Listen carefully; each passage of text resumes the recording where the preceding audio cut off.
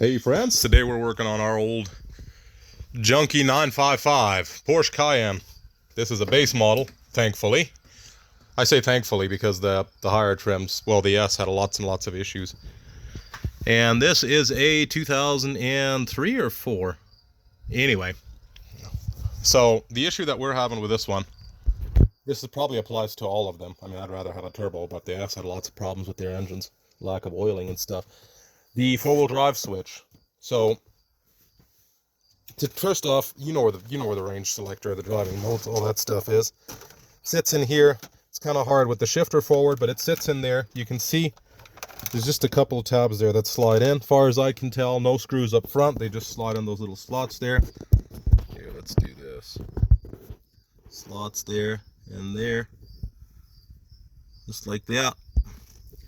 So anyway, that's where those tabs slide in. And in the back, you've got this little tray holding it down with 2 screws. So you open your center console, you pull those little screws out, and you should be able to lift this up and back. Now underneath, you'll see this plugged in. Pretty simple. You just press that tab to unlock it. Very, very simple deal. But how to diagnose this would be the first question, actually. I'm going to take this actually with me here, and then we're going to turn my flash off so I can zoom back out again. I'm going to lay this over here. You can see I've got the screws there. Those are a 20 Torx, I think. Yeah, 20 Torx. Anyway, the first thing is your switch. This is the one that sits in there, of course. Your range switch. Listen to this. Now, I've got this screwed open, but here, let's see. Listen. Click, click. Click. Now you can hear it clicking both ways. There was no clicking when it was in there. The thing is, I could get it to shift into low range. I could shift it forward. See? Now there's no click. But I could still manage. There we go. Click. But not this way. It wouldn't shift back. It would just go forward. So I was stuck in reduction gear mode, or low range, as logical people would say. So I went ahead and I pulled these little screws out in the back here. 1, 2. Pull the screws out. Got to be careful of those prongs there. And keep in mind that it's locked in there, those little tabs, but they come off. So you lift it here. Come on now. Lift it up. And you pull it out. The circuit board might stick on it. It might not. Here, we're going to pull that out because the prongs are stuck in there. There we go. Got to be careful with them. You don't want to bend those. That screw stays in there, which is good. I'm going to put that aside. You'll probably have this pop apart with that spring. Mine's got a bunch of broken pieces in there, which was probably the problem. Anyway, I'm going to see, you'll have these things pop out, and there's not much to them. See, there goes one. Let's see if I can get that one to pop out too. Anyway, so I'm guessing that's how they sit in there. You can see they've got these little notches there. You see the opening? And that opening sits right on that tab in there. Maybe I should turn this back on again. So you see that little tab there right in the middle center of the white there? That sits right there in that opening, I believe. Just like this. So you slide it in. You gotta move your switch. And not too far. Here, let's go back a little bit. In the middle. Pop it in just like that. And then that activates those. Springs, pretty simple. The spring goes... Oh, there we go. Now they both popped out. So I'm going to turn this off again, zoom back out. The spring sits on that little lip right there on both of them. You see it's notched out for the spring to sit in. Same on both sides. I believe that's it. I believe that pops in like that. I'm going to put the springs back in. I'm going to see if I can reassemble it here real quick. Keep in mind, they'll only fit one way, right? Because if you try to put it in backwards like that, you'll find that the line doesn't line up with, here we go, let's do this. You see the notch doesn't line up with the tab on the inside there. See that? Just like that. That little black tip is supposed to be, that little black tip is supposed to go into that notch right there. So then you know you've got it the wrong way. So this one actually goes over here.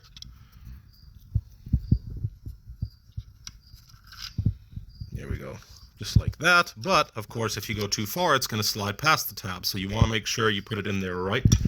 Otherwise, it won't work. So anyway, I'm going to put the springs on. I'm going to make sure it lines up properly. This one dropped in behind there now, which of course you don't want. So we're going to drop that back out.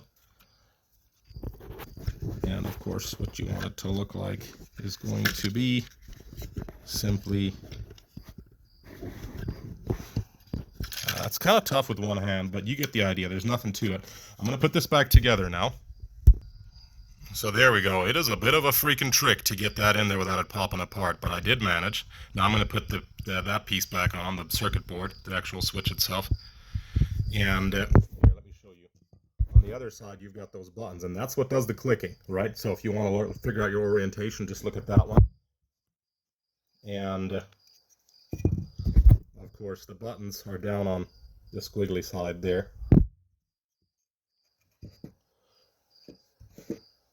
Like that. Sorry, I'm trying to do this all together here, but anyway, maybe I can just do this here. So we're gonna put the no, I can do better than that. There we go. So now we're going to very carefully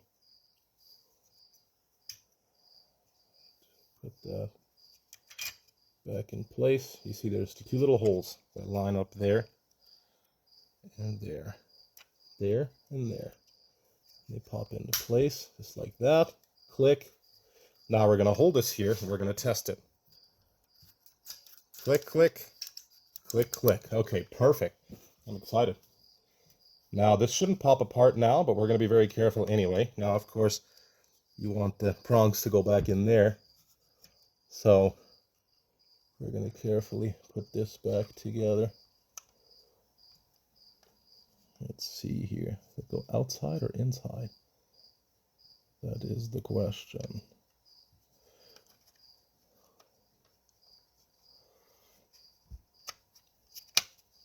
There we go. Prongs back in. Nope, I can't do that. I gotta slide it in this way first. Gotta slide it in this side so the tabs are locked in. Like that. And then slide it together. This screw's not going to do anything because my ear is broken off on the inside, so I can only screw in this other one. So I'm going to put it together, put that one last screw in there, and then we'll see. There we go. Now what I'm actually going to do, I think that one's stripped too. So I'm going to, just to make sure that it can't pop apart, I'm actually going to put a plastic staple in there. So let's see how that works.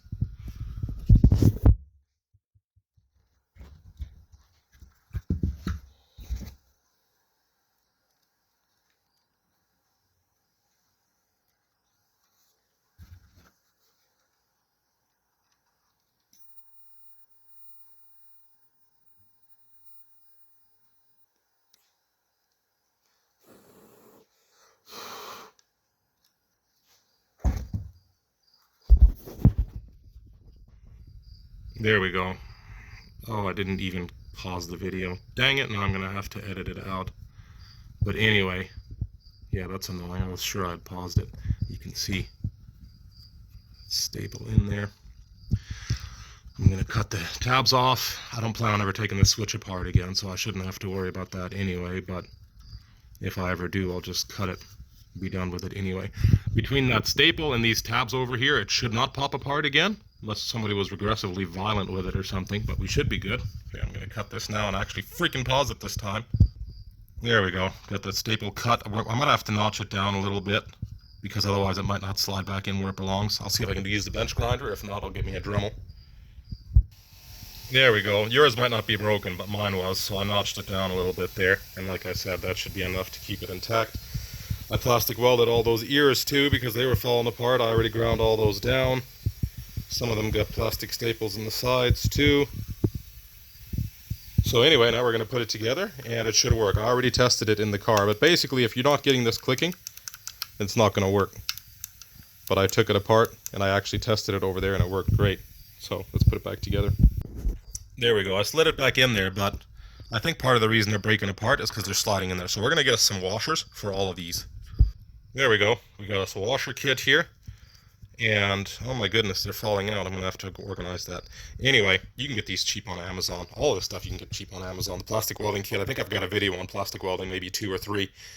that, you know, teach you a little something about that. You got to be very, very careful with these because these will burn through the thin plastic very quickly, very easily. And if you burn through it, then you're done. You don't really get a second chance in most cases. But here, let's put some washers on, put it together. There we go. I went a little bit oversized because otherwise it didn't really fit in there. But anyway, let's put it back in the Porsche here. Can you even call this a Porsche? I've seen Mazdas that are fancier than this thing. Oh yeah, I get to put it in neutral first. Okay. There we go. Off. I'm sure there's lots more broken on this thing, but you know, somehow I don't really care. Now plug it in, of course. I actually went ahead and put a couple staples in there too, because this was separated from the other one. I'm not sure if it should or not, but this was jammed in behind there. Brought that back out, so we'll see how that goes. There we go. All back together again. We're going to start it up here. Four-wheel drive system faulty is what it said, but probably because I just had it unplugged. No, it still says four-wheel drive system faulty. Oh, I forgot to plug it in. Duh. Okay, let's try again. So now, no more four-wheel drive system faulty code. Here, let's try this. I'm going to shift it forward. It's going to say, shift only possible in neutral. Okay. Now, what does it do if I do backwards? Click. Just gets rid of the warning. Okay. Here, let's just clear these codes. All the codes. Anyway, neutral. We're going to click it back. Forward, actually, I mean. Forward. Click. Reduction on. Click it again. Longitudinal lock on. Now we're going to click it back. Longitudinal lock off. Reduction off. Look at that. Good as new. Perfect. Well, sorry for all the... That was a pretty terribly unorganized video, but hopefully this helps somebody. This thing is a beater. My goodness, I paid $1,000 for this thing, I think, so wasn't too worried about it, but the four-wheel drive wouldn't work like it should. But look at that. Click and click. So hopefully this video helps somebody. If you have any tips or concerns or rants or raves, feel free to leave them in the comments. And as always, may God bless you.